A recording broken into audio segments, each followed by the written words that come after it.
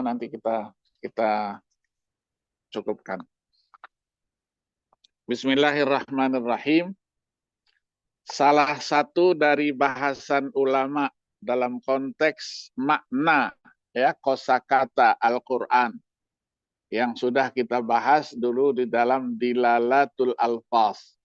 Ada nas, ada zahir, ada mujmal, mufassar, muhkam, mutasyabih, dan seterusnya.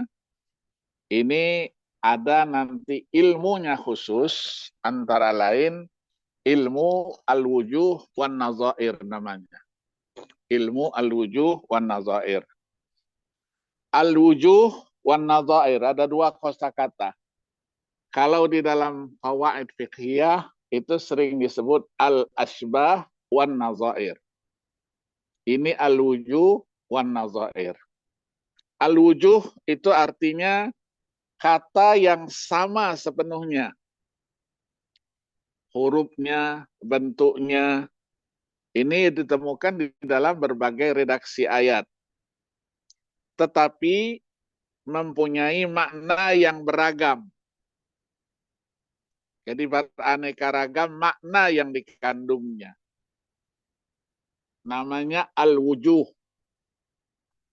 Contoh misalnya, di dalam Al-Quran kita temukan kata-kata umat, ummatan. Nah, ummatan ini di dalam Al-Quran itu terulang dia sebanyak 52 kali. 52 kali. Salah seorang ulama nanti ya yang berkaitan dengan al-wujuh wan nadhair ini adalah Al-Imam Ad-Damighani. Ya, Ad-Damighani ya yang wafat dia pada tahun 478 Hijriah. Ini ulama abad ke-11 ya. Menyebut 9 arti untuk kata umat. Inna Ibrahim kana ummatan qanitan lillah wa inna hadhihi ummatukum ummatan wahidah. Nah, kata-kata umat ini termasuk dalam al-wujuh. Al-wujuh artinya tadi kata yang sama tapi maknanya yang berbeda. 11 tadi itu, 9 makna diartikan, itu bisa berarti kelompok, bisa berarti agama atau tauhid, bisa berarti juga waktu yang panjang, bisa juga berarti kaum, umat artinya kaum, kemudian bisa juga berarti pemimpin, ummatan artinya imaman. Bisa juga umat itu diartikan generasi yang lalu. Generasi yang lalu. Atau umat itu biasa digunakan al-ummah al-islamiyah. Umat Islam. Juga disebut orang-orang kafir juga sebagai umat juga. Dan makna yang lain, umat itu artinya manusia secara keseluruhan. Jadi ada 9 makna dari kata umat. Kelompok, agama, atau tauhid, waktu yang panjang, kaum, pemimpin, generasi masa lalu, umat Islam, orang-orang yang tidak beriman, orang kafir, ya, dan manusia secara keseluruhan. Umat manusia. Nah, benang merah yang menggabungkan makna-makna itu adalah himpunan. Umat artinya himpunan. Kelompok tertentu, kelompok masyarakat tertentu. Kemudian an-nazair. An-nazair ini jamak daripada nazir. Ya, al-asbah wan nazair. Artinya apa?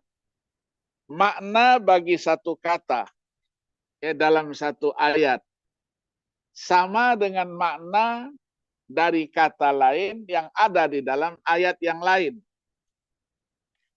Walaupun ada sedikit perbedaan. Misalnya, kata-kata insan. Insan, manusia. Manusia juga sering disebut dengan bashar. Basharun, manusia. Nah, yang semuanya ini memberi makna ya satu. Walaupun katanya berbeda, tapi dia mempunyai makna satu. Insan, bashar, nanti ada lagi Bani Adam. Ya, ada lagi namanya Bani Adam. Ya, Bani Adam ya manusia. Ya, manusia. Begitu juga yang lain. Ya, sering kita temukan ada kolbun. Kolbun itu hati. Ada juga fuadun. Fuadun juga hati. Ya, juga hati dia. Kemudian ada lagi misalnya nurun. Nurun cahaya. Kita temukan dalam ayat lain diaun. Diaun juga cahaya. Ya.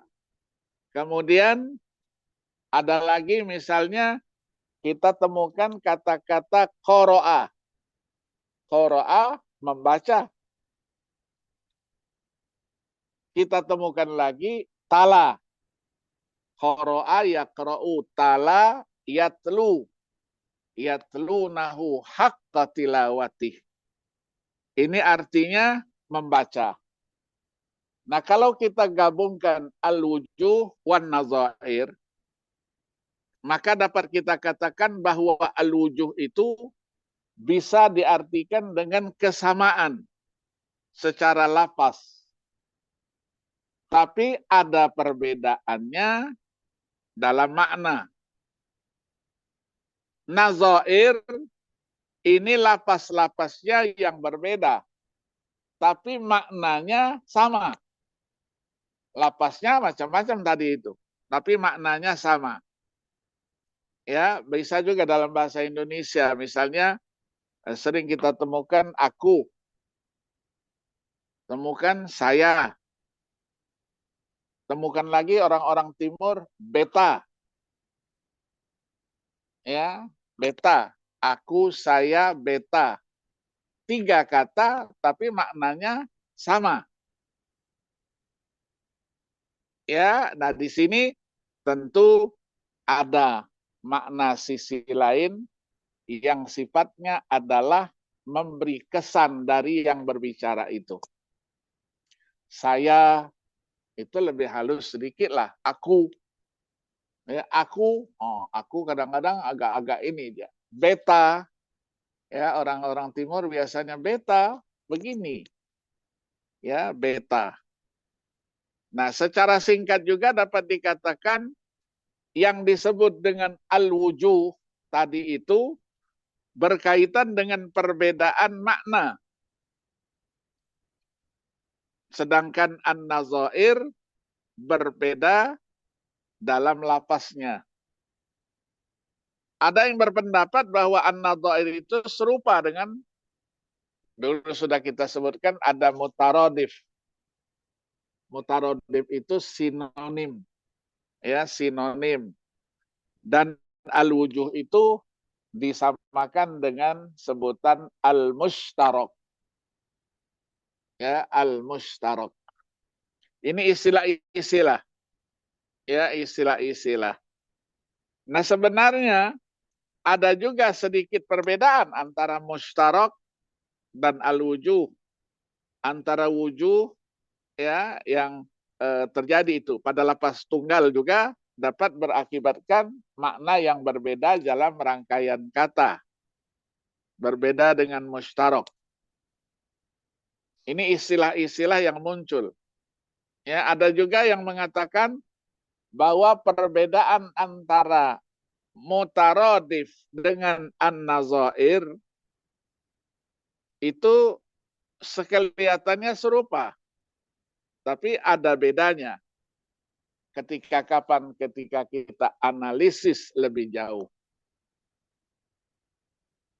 Nanti kita temu juga khalaqa, ja'ala.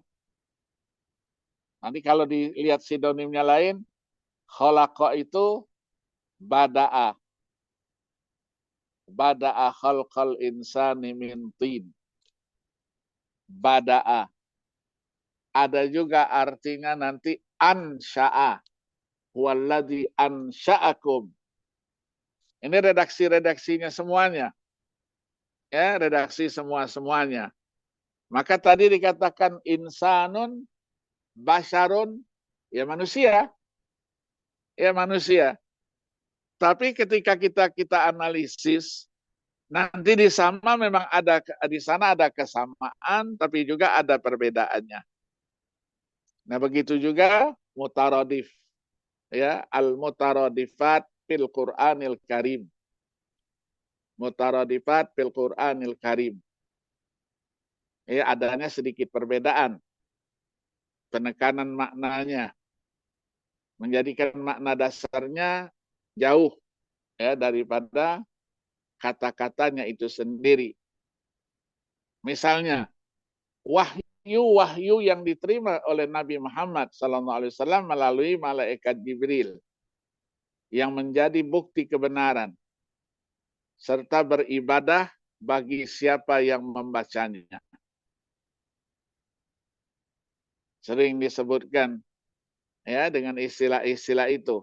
Quran itu apa? Al-wahyu, al-munazzal biwasitati malaikat Jibril ila Rasulillah sallallahu alaihi wasallam. Nah, membedakannya kalau Al-Qur'an itu al-muta'abbadu bitilawati.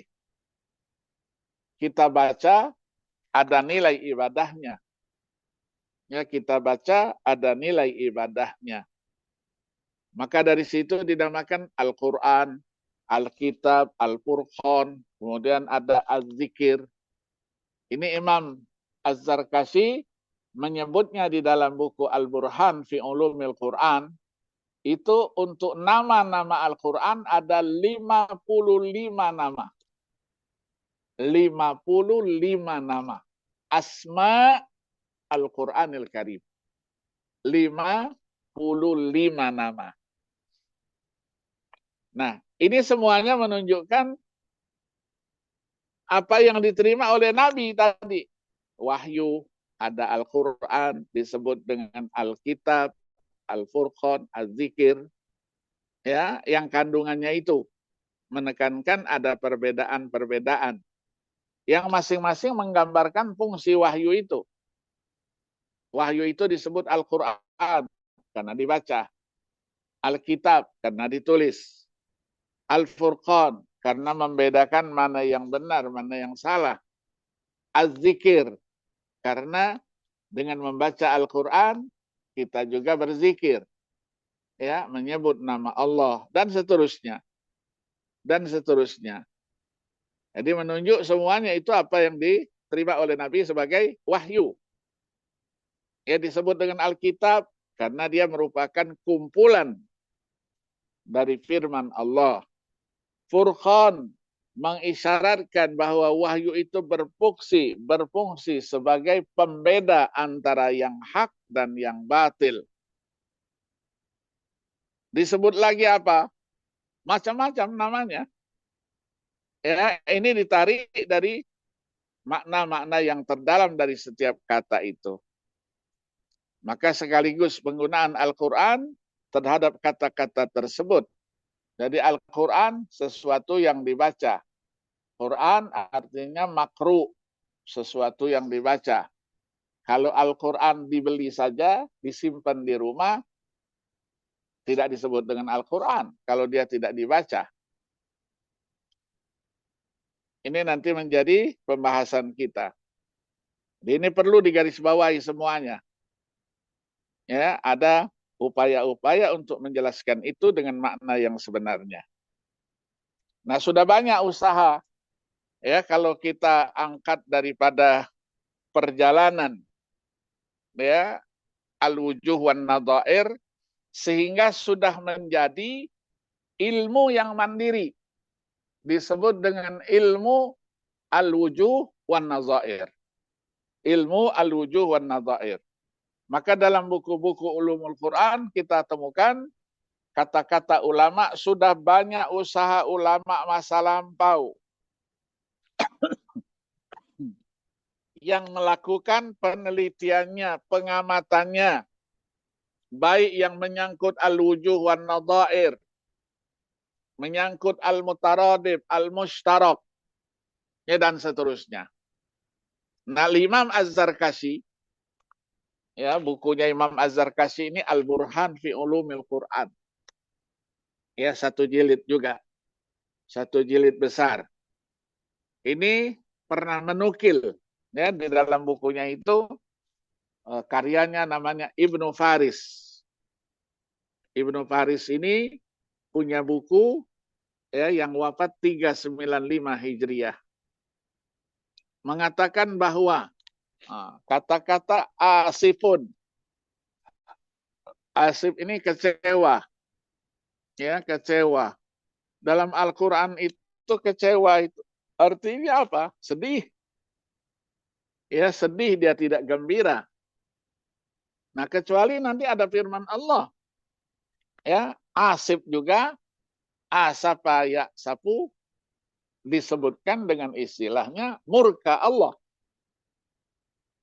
Misalnya dalam surah Az-Zukhruf, ayat 55. Falamma asafuna intaqamna. Jadi ketika itu maknanya murka. Ya, begitu juga di dalam surat Toha, misalnya ayat 86.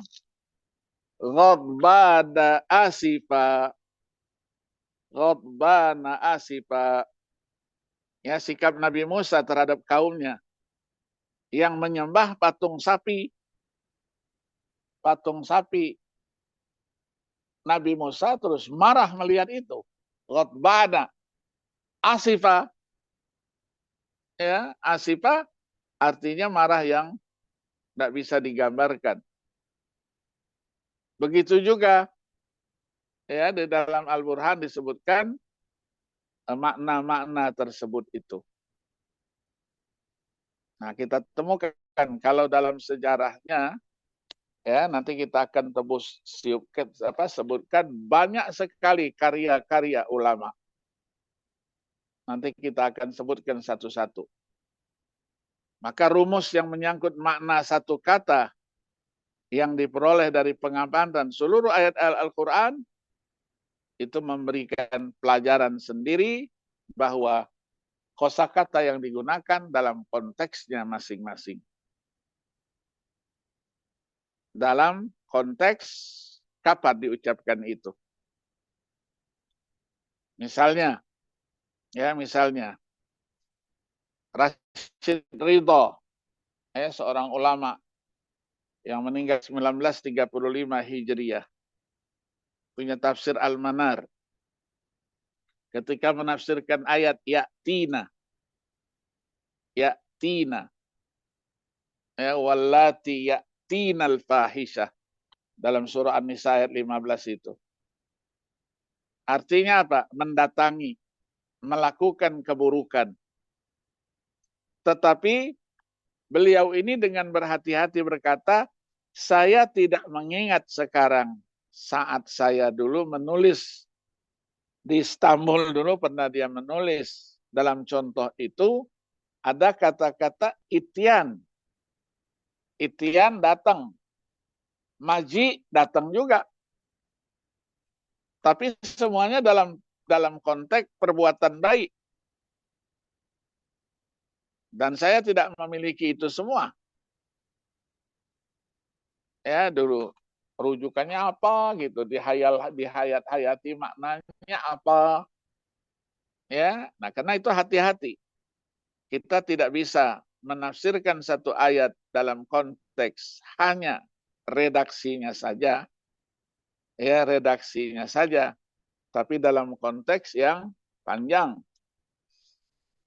Maka kita ketika ketemu dalam masalah haji misalnya wa'adzin fin nasi bil haji ya'tika, ya'tuka, ya, ya'tuka rijalan. wa ala kulli dhamiri ya'tina min kulli fajjin amik. Ya'tuka artinya apa? Mendatangimu. Wa adzan fin nasi bil haji ya'tuka rijalan. Akan datang banyak orang berjalan kaki, mengendarai onta. Ya, ontanya sampai kurus. Karena jauhnya perjalanan itu. Mereka datang dari seluruh penjuru. Kemudian ada lagi ulama yang kita kenal sebagai pakar tafsir bayani. Ya, seorang wanita, Aisyah binti Abdurrahman binti Syati, yang meninggal 98 yang lalu. Beliau punya buku namanya At-Tafsir Al-Bayani. Jadi fokusnya adalah menjelaskan ya konteks bahasa dari ayat-ayat Al-Quran itu. Apa yang dilakukannya? Beliau berpesan, katanya kalau kamu akan melakukan itu semua, pertama hendaklah dilakukan oleh peneliti makna kosakata Al-Quran dalam menghimpun tidak satu kata saja, tapi semua kata yang digunakan oleh Al-Quran yang menyangkut objek pembahasannya itu. Sampai memperhatikan arti-arti yang ada di kandungnya itu sesuai dengan penggunaan bahasa. Maka memperhatikan penggunaan Al-Quran terhadap kata itu dengan jalan memperhatikan susunan redaksinya itu secara menyeluruh, bukan pada katanya secara per kata. Ya, per kata itu. Karena setiap berkata itu dia berdiri sendiri. Ketika bersambung dengan kosakata yang lain, dia akan memberikan makna yang berbeda-beda. Nah, maka dari situlah kata beliau, ya kita kalau kita teliti, kita akan dapatkan semacam rumusan. Misalnya, kita meneliti kata-kata nikmat. Nikmat. Nikmat itu ada juga namanya naim. Nikmat, naim. Nah, naim digunakan Al-Quran untuk nikmat-nikmat yang sifatnya ukhrawi. Tapi kalau namanya nikmat, itu adalah yang sifatnya duniawi. Maka tidak tepat kalau kita katakan naim dalam firman-Nya summa latus'alunna yauma idzin anin naim dalam arti kenikmatan dunia. Tetapi ini disebut agaknya bermaksud menjelaskan bahwa kelak di hari kemudian semua manusia akan ditanyai, dimintai pertanggungjawabannya menyangkut sikapnya terhadap hari kemudian. Dalam konteks ini, surga dan segala kenikmatannya adalah sesuatu yang disebut dengan naim. Jannatin naim. Tidak ada jannatin nikmah. Tidak ada. Jannatin naim. Nah begitu juga. Ya, kita sering menemukan sirat. Kita sering menemukan sabil. Bukan sabil. Ya, sirat dan sabil. Apa bedanya? Kalau sirat itu jalan yang lebar. Jalan yang mengantar kepada kebaikan. Keadilan, hak. Sementara sirat hanya satu. Ya, sirat. Tidak ada. Kalau sabil ada subul. Kalau sirat tidak ada surut. Tidak ada. Ya, tidak ada. Nah, maka disinilah perlu ada kata bahwa ada sabil yang baik, ada sabil yang buruk. Tapi ketika Allah menyebutkan yang disebut dengan istilah penggunaan Al-Quran, maka kita temukan ayat 16 dari surah Al-Ma'idah, yahdi bihillahu manittaba'a ridwanahu subulas salam wa yukhrijuhum minaz zulumati ilan nuri bi'idni wa yahdihim ila siratim mustaqim. Subulas salam, banyak jalan. Tapi yang diajarkan oleh Al-Quran, diarahkan oleh Al-Quran, adalah jalan yang lurus. Maka dari itu tidak jarang kita menemukan dua kata yang berbeda penggunaannya, tetapi dianggap dan diterjemahkan sama oleh sementara banyak orang. Ini yang harus diperhatikan. Contoh misalnya, fa'ala dan kasaba. Fa'ala melakukan. Ditemukan ada 7 kali di dalam Al-Quran. Kesemuanya artinya melakukan sesuatu yang buruk. Ada dalam Al-A'raf dan seterusnya. Ketika kita temukan fa'alta, yang ditemukan 4 kali. Juga demikian. Ya, fa'altum, fa'altahu, fa'altuha, dan seterusnya. Ini mengandung makna melakukan hal-hal yang buruk. Paling tidak dalam benak pengucapannya. Aku berbuat itu. Jadi menggunakan fa'altu, berarti sesuatu yang kurang baik. Nah, dalam beberapa konteksnya ini, Allah Subhanahu wa ta'ala menggunakan itu juga dalam bentuk ancaman. Atau jatuhnya siksa yang tentu saja buruk bagi yang kena siksa itu. Sekaligus menggambarkan bahwa Allah Subhanahu wa ta'ala itu adalah zat yang berhak untuk melakukan apa saja. Apa saja. Nah, maka kasaba itu berbeda dengan fa'ala. Kata kasaba dalam berbagai bentuknya ditemukan dalam Al-Quran sebanyak 77 kali. Semua pelakunya adalah manusia. Dan apa yang dilakukannya itu mempunyai potensi untuk dituntut oleh Allah Subhanahu wa ta'ala, pertanggungjawabannya di akhirat kelak. Tadi kita sebutkan juga ada qalbun, ada fuadun.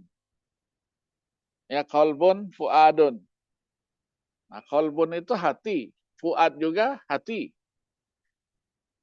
Ya, tapi ketika Allah menjelaskan di dalam hati itu ada penyakit, Allah tidak katakan fil fuadi atau fi fuadihim maradun. Tapi kita temukan fi qulubihim maradun. Ini juga ya yang apa? Yang berpikir itu. Qulub itu hati. Nah, hati itu apa? Apakah sama dengan akal juga? Yang memberikan makna. Ya, begitu hebatnya Al-Qur'anul Karim. Begitu juga ibadun, hamba. Abidun, hamba juga. Ya, dari abdun, ibadun, abidun. Abid di dalam Al-Quran itu kita temukan sebanyak berapa? 5 kali. Untuk menunjuk hamba-hamba Allah yang berdosa dan enggan untuk bertaubat. Abid. Maka Allah berfirman, wa annallaha laisa bizallamin lil abid. Jadi hamba-hamba yang berdosa, Allah itu tidak menzalimi mereka. Karena mereka sendiri yang berbuat. Ya, bukan Allah yang salah, mereka yang salah.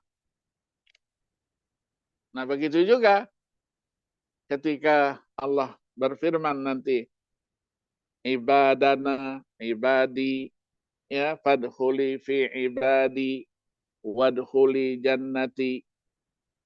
Ibadis itu hamba-hambaku yang taat. Ya, masuklah ke surgaku. Begitu juga yang lain. Ya, Allah tidak menggunakan abid, tapi ibad. Wallahu ra'ufum bil ibad. Allah itu maha pengasih terhadap para hambanya. Hambanya yang mana? Yang taat. Kalau hambanya yang tidak, ya tidak demikian. Begitu juga kata-kata tadi, dia, nur.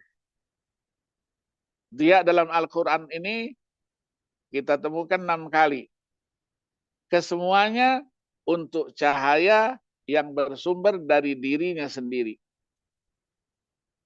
Dia. Tapi bagaimana nanti dengan ayat lain? Walladzi ja'ala syamsa diya'an wal qamara nuran. Sumber cahaya itu apa? Matahari. Bulan mengeluarkan cahaya juga. Dari mana cahayanya? Dari pantulan matahari itu. Maka ada disebut dengan dia, ada disebut dengan istilahnya nur. Ya Allahu nurus samawati wal ard. Tidak dikatakan Allahu diya'us samawati wal ard. Begitu juga yang lain. Khalaqa ja'ala. Kenapa khalaqa duluan biasanya? Baru ja'ala. Kalau khalaqa itu menciptakan. Menciptakan itu belum ada contohnya. Tapi kalau ja'ala itu menjadikan. Menjadikan itu sesudah ada contohnya. Ya, sesudah contohnya.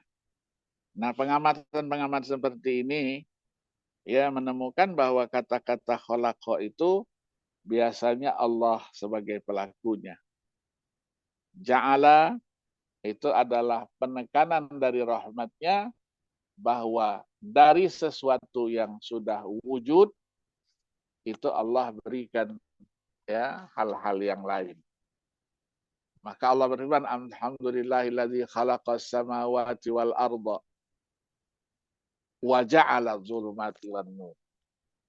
Jadi Allah jadikan itu. Begitu juga kita temukan wa ma adraka wa ma yudrika. Apa perbedaannya? Wa ma adraka itu menceritakan hal-hal yang tidak mungkin terjangkau oleh akal. Yang tidak mungkin, ya nyaris dia tertaklukkan oleh nalar manusia. Dalam Al-Quran kita temukan itu. Hari kemudian ya kita temukan ayat-ayat yang terkait. Maka dari situ ya kita temukan ya dalam ensiklopedia kosakata Al-Quran itu penjelasan-penjelasan ya yang mengarahkan kita kepada apa istilahnya makna kata yang benar. Ya, makna kata yang benar. Nah, disinilah kita temukan penjelasan-penjelasan itu. Ya, penjelasan-penjelasan itu. Maka Al-Quran ya adalah kitab yang menjelaskan itu dan sebahagian daripada bukti mukjizatnya adalah menggunakan kosakata yang mungkin oleh manusia dikatakan A, tapi maksudnya bukan A, tapi maksudnya adalah B, dan seterusnya. Nah, disinilah kita temukan, ya. Misalnya dalam konteks kewajiban, puasa saja, kutiba alaikumussyam, kutiba. Ya, di dalam yang lain ada namanya kitaban. Kitab itu apa? Mencatat. Di sini mewajibkan. Ya, di sini mewajibkan. Maka kesemuanya ini menguraikan tentang kitab suci yang diwahyukan. Yang kepada Nabi itu ditemukan sebanyak 8 kali. Kesemuanya mengandung arti kitab wahyu yang diwahyukan Allah kepada Nabi Muhammad sallallahu alaihi wasallam. Nah, pertanyaannya di sini apa saja ya karya-karya ulama yang sampai kepada kita setelah disepakati oleh para ulama bahwa yang menulis pertama kali tentang al-wujuh wan nadhair menggunakan istilah al-asbah wan nadhair itu adalah seorang tabi'in yang bernama Muqatil bin Sulaiman al-Balkhi. Muqatil bin Sulaiman al-Balkhi yang wafat 150 Hijriah. Dari berbagai berbagai referensi ya kita temukan judul-judul ya buku ini. Ya, buku ini yang berkaitan dengan apa? Dengan Al-Wujuh wan Nadhair. Di samping tadi itu karyanya Muqatil bin Sulaiman Al-Balkhi yang wafat 150 Hijriah. Setelah itu muncul juga Al-Wujuh wan Nadhair. Karyanya siapa? Harun bin Musa. Harun bin Musa ini meninggalnya 20 tahun setelah Muqatil bin Sulaiman. Meninggalnya 170. Kemudian ada lagi tulisan. Ya, tulisan tapi judulnya bukan Al-Wujuh wan Nadhair, diberi judul At-Tasarif. Ini karyanya Yahya bin Salam. Yahya bin Salam ini seorang Seorang tabi'in ya, yang meninggal 200 Hijriah. Kemudian ditulis lagi oleh ulama-ulama berikutnya. Ya, ada Al-Hakim At-Tirmizi menulis Tahsilu Nadhairil Quran. Tahsilu Nadhairil Quran. Ini meninggalnya 320. Kemudian ada lagi Al-Hiri. Al-Hiri menulis dengan judul Wujuhul Quran. Wujuhul Quran. Kemudian ada lagi Al-Imam Ad-Damighani. Ad-Damighani ini wafatnya 478 ya. 478. Menulis Al-Wujuh wan Nadhair. Li alfadhi kitabillahil aziz. Kemudian ada lagi tulisannya Ibnul Jauzi yang meninggalnya 597 Hijriah. Beliau beri judul Nuzhatu A'yunin Nawazir fi ilmil wujuh wan nazair. Nuzhatu A'yunin Nawazir fi ilmil wujuh wan nazair. Ibnul Jauzi yang meninggal 597 Hijriah. Ya, kemudian tokoh-tokoh yang lain ya yang setelah itu juga muncul ya namanya Ibnul Imad ya Al-Misri. Al-Imad Al-Misri ini meninggalnya 887 Hijriah. Beliau membuat syarah dan sekaligus mengungkap rahasia di balik Al-Wujuh wan Nadhair itu. Kashfus Sarair fi makna Al-Wujuh wan Nadhair. Ibnul Imad Al-Misri. Ya, Ibnul Imad Al-Misri ini. Jadi tulisan-tulisan ini ya nanti ada juga nanti ensiklopedinya. Ya, ensiklopedinya daripada Al-Wujuh wan Nadhair. Nanti kita kirimkan ya, kita kirimkan nanti PDF-nya yang berkaitan dengan itu dan semuanya fokus ya kepada ilmu Al-Wujuh wan Nadhair itu. Inilah ya sisa dari pembahasan yang lalu itu. Insya Allah kita akan lanjutkan kembali nanti dengan pembahasan yang lain ya pada minggu yang akan datang. Mudah-mudahan kita sehat ya.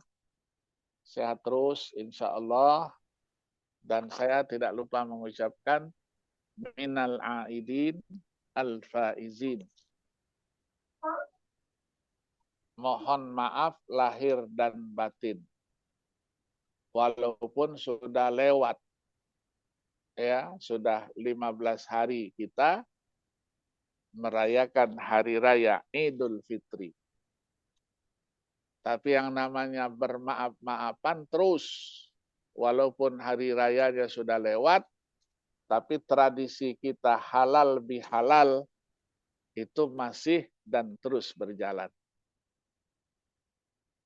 Ya, mudah-mudahan kita sehat dan semuanya sudah bersilaturahmi dengan orang tuanya, keluarganya, sanak familinya, dan sekarang kita kembali kepada kegiatan kita di kampus untuk belajar dan meneruskan pembahasan-pembahasan kita yang terkait dengan ilmu qawaid tafsir.